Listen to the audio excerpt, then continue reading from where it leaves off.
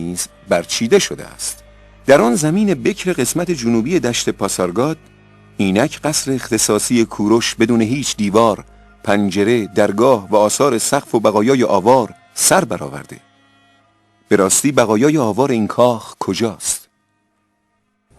از سازندگان کاخ اختصاصی کوروش باید پرسید چه بر سر بقایای ستونها و آثار آوار و دیوارها و سقف فرو ریخته کاخ اختصاصی کوروش آمده و چون این بناهایی که کرفتر و دیگران به شمایل مختلف میتوانند بازسازی کنند، چرا در سطح زمین هیچ بقایایی از خود باقی نگذارده؟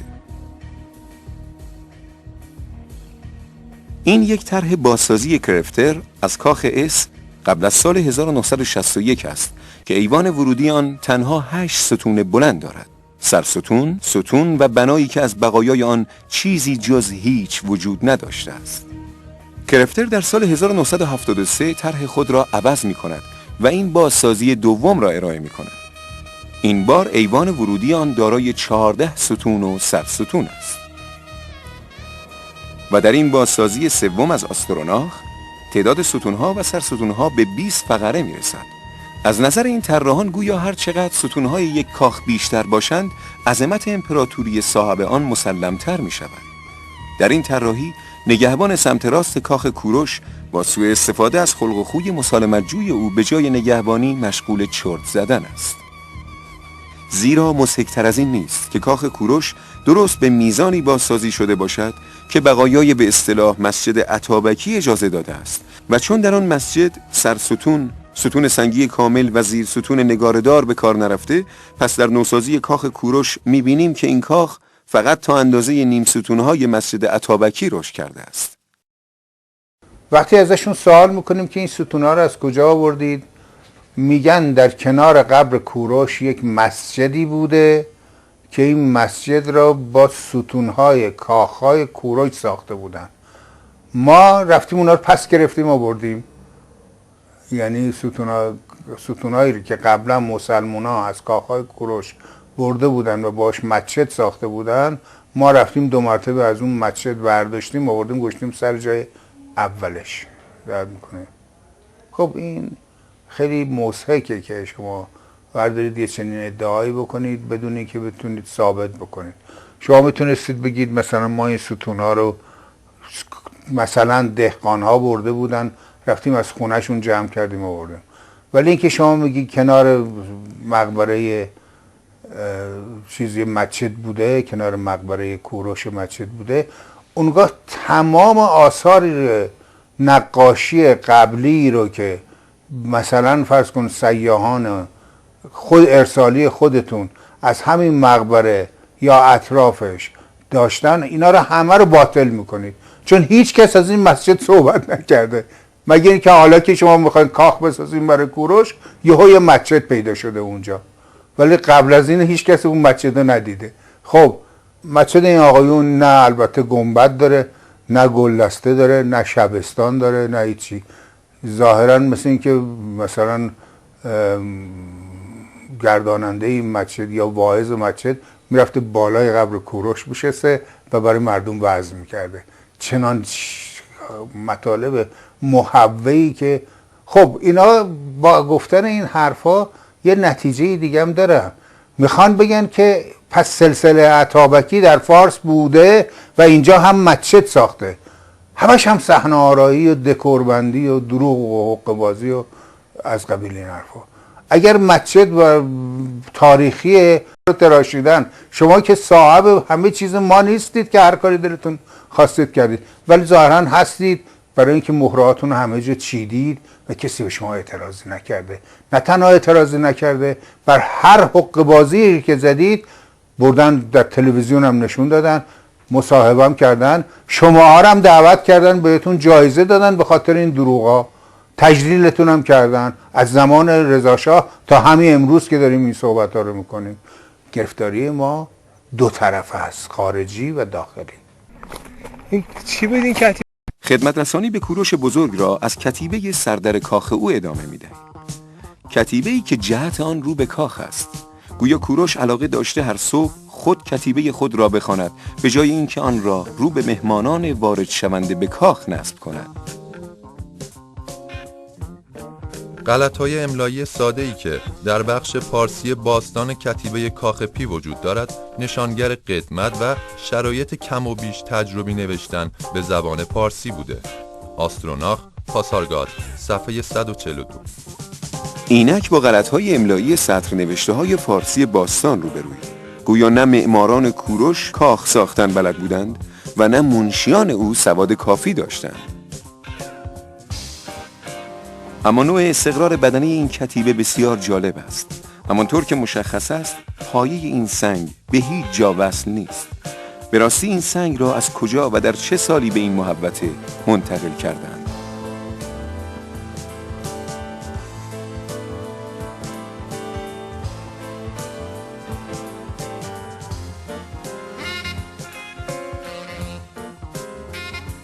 درباره اینکه چه کسی این کتیبه ها را نقل کرده عقاید مختلفی وجود دارد. به عقیده من اگه خود کوروش این کتیبه را نوشته بود امکان نداشت اجازه دهد این ایراد در کتیبه باقی بماند و حتما با تعمیر سنگ اشتباه را جبران میکرد. شاپور شهبازی، پاسارگاد، صفحات 52 و 84. محوطه اسنیز دارای همین شرح است، با این تفاوت که در این محوطه به علت اتمام مصالح کار بسیار مبتدی و ناقص به حال خود رها شده است. در حقیقت با نزدیک شدن به کاخ اس هم از بقایای آن چیز خاصی رویت نمی شود. کاخ ستوندار یا کاخ اس. عناصر قابل رویت این کاخ به خصوص ستون بلند و 3 جرز سنگی در اولین بازدید برادران اوزلی در سال 1811 قبل از اینکه در سال 1840 انگاره‌ای از آن جدا ترسیم شود طراحی شده و از آن سالها به بعد 6 نقشه مختلف به چاپ رسیده که هر یک غیر واقعی تر از دیگری است. بدین ترتیب کوروش کاخی ساخته بوده است که امروز نمی‌دانیم از چه راهی آن را کاخ بارعام تشخیص دادند. از اسرار این کاخ ماندن یک تک ستون از میان 116 ستون اولیه و 3 جرز پایه است که در دوران اخیر هر بیننده ای آن ستون و جرزها را در جای متفاوت و به تعداد مختلف تشخیص داده و چون اینکه آستروناخ نوشته این کاخ 6 نقشه مختلف دارد که هیچ یک با واقعیت منطبق نیست. به طوری که در 165 سال پیش تعداد ستونهای آن در نقشه فلاندنوکوست 8 عدد و در آخرین نقشه آستروناخ در 40 سال پیش 116 عدد است. این نقشه گرافیکی کاخ اس به وسیله فلاندنوکوست کشیده شده که در آن تالار مرکزی تنها 6 ستون دارد. به محل تک ستون نقشه فلاندن و محل جرز کوتاه و بلند توجه کنید. این نقشه را به هرتزفلد نسبت می‌دهند. تالار مرکزی به 8 ستون افزایش یافته و جای جرز کوتاه و بلند در نقشه هرتزفلد عکس آن چیزی است که فلاندن ارائه کرده بود. حال به نقشه آستروناخ توجه کنید که در سال 1962 تهیه شده. در اینجا تعویض محل استقرار تک ستون را شاهدیم و هیجان انگیزتر از آن این است که ناگهان تعداد ستونهای ایوان این کاخ از 4 عدد به 48 عدد تغییر کرده است. اما آستروناخ این پلن را از کجا برداشته؟ در کنار محوطه تخت جمشید با آثار محوطه‌ای روبرو می‌شویم که اینک اجزای آن مفقود است. با مقایسه وسعت این محوطه در میابیم که ابعاد آن به بزرگی تخت جمشید بوده است. از این همه آثار باستانی که در بیرون صفه تخت جمشید برپا بوده، در حال حاضر چیزی جز پاره سنگ‌های پراکنده نامنظم و همین 2 نقشه ثبت شده در کتاب تخت جمشید اشمیت باقی نمانده است. مجموعه زیر مشخصات کامل یک محوطه یونانی را معرفی می کند که کتیبه‌های به خط یونانی آن با نام‌های زئوس و دیگر خدایان هلنی یاد شده. در تصویر فوق خطوط سیاه کادربندی شده نشانگر الگوی کامل محوطه است که اینک آن را با اندکی تغییرات کاخ اس می‌نامند. جالب اینجاست در تصاویری که از این محوطه در دست است تک ستونی در آن نصب بوده که با دیگر عوارض معماری آن یک سره به پاسارگاد منتقل شده. این تصویر محوطه کاخ اس را پس از دستکاری‌های آستروناخ نشان می‌دهد. چیزی عجیب‌تر از این نیست که از میان 16 ستونی که آستروناخ ادعا می‌کند در این کاخ بوده، همین تک ستون سالم سر جای خود قرار داشته باشد. این در حالی است که جای همین تک ستون هم در رسامی‌های دیگران متفاوت است، ولی از همه جالبتر خانه لکلکی است که بر فراز این ستون اقامت داشته. در سطح مسطحی در نزدیکی گوشه جنوب غربی تخت جمشید باقی‌مانده‌هایی از یک ساختمان دیگر به چشم می‌خورد. از جمله تک ستون ایستاده‌ای که در شکل 6 سمت چپ بالا نشان داده شده. این ستون یکی از 20 ستونی است که در این ساختمان وجود داشته.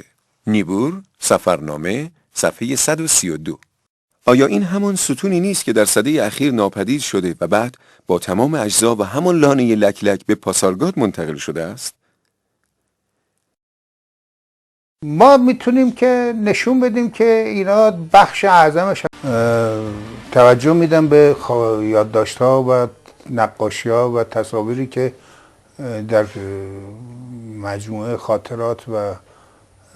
خاطرات سفر فلاندن و کوس در ایران در اختیار داریم. خب کاملا مشخصه که این دروازه هایی که او نشون میده در میان بیابانی و میگه اینجا پاسارگاده، این دروازه ها هرگز اونجا نبوده و الان هم نیست و اصلا معنی نداره که شما یه بیابون داشته باشید 3 تا دروازه میکنید و بدون اینکه معلوم شه این دروازه ها بر کجا باز میشده یا بر روی چی بسته میشده و آثاری از اون به اصطلاح مجموعه معماری که این دروازه جزئی ازشه نباشه. در پاسارگاد قضیه به همین صورته، یعنی شما وسط یک بیابان به شما یک تا سنگی رو نشون میدن که سرپا مونده و روش مثلا یه آدمی با بال وایساده، میگن مثلا فرض کنید که این کوروشه. حالا ظاهرا هیچ دلیلی هم لازم نیست. وقتی به شما میگن این کوروشه و این رو مثلا فلان دانشگاه گفته، شما باید بگی بله چشم کوروشه. اگر سوال کنی که به چه دلیل این کوروشه، چپ چپ نگاه میکنن. یا در همین پاسارگاد شما پلاک های سنگی بزرگی دارید که بر جاهای مختلفی نصب شده به عنوان دو سوی ورودی های به کاخ مثلا R یا S و وقتی عکس اینو شما میبینید که این وسط بیابان افتاده و حالا میبرن و نصب میکنن در جای جدید. این آیا یه جنازه بوده در زیر خاک، بعد خودش در اثر معجزه خاک رو شکافته اومده بیرون، حفاری صورت دادین اینو از زیر خاک در آوردین؟ این خود همین عکسی که اینجا هست نشان میده که شما اینو از یک جای دیگه منتقل کردید به اینجا. خب این که نشد اصلا باستانشناسی، که این همه چی اسم داره جز علم، همه چیز داره جز کارهای تدارکاتی برای شناخت تاریخ یا پیشینه یه ملتی که چنان با ما بازی کردن که حقیقت اینه که وقتی میخوای وارد اصل موضوع شی نمیتونی بدون عصبانیت به موضوع فکر کنی. چنون ما رو به هیچ شمردن، چنون به ما سر به سرمون گذاشتن، واقعا هیچ چیز دیگه جز سر به سر گذاشتن. من گمان میکنم هنگامی که اینها داشتن پاسارگادو میساختن، در هر مرحله‌ای که مثلا فرض کنیم که مسئول کار میگفته مثلا این سنگو بزنین اونجا، در حین این کار قشقش میخندیده، میگفته حالا فردا ببین راجع به همین سنگ چه خواهند نوشت یا چه خواهند گفت. آقای فلان رو وادار میکنیم که بگه این سنگ از بهشت آمده و مثلا کوروش هر روز عصر میومده به این نیایش میکرده. کما اینکه گفتن و بدتر از اینا رو گفتن. مهمترین قضیه اینه که اگر برجسته ترین نمودار این پاسارگاد قبر کوروشه، شما مثلا هم فلاندون و کوست رو که در بیابانهای پاسارگاد اون 3 تا دروازه ای رو که قبلا تصویرش رو دیدید نشون ما میدن، قبر کوروش رو ندارن. یعنی هیچ نقاشی از قبر کوروش نکردن. 3 تا دروازه ای که اصلا اونجا نبوده رو دیدن ولی قبر کوروش رو ندیدن. ما اسیریم، میدونید، ما اسیریم، ما لغت خوردیم، ما در واقع دست بسته در اختیار یک گروه جاهل بودیم.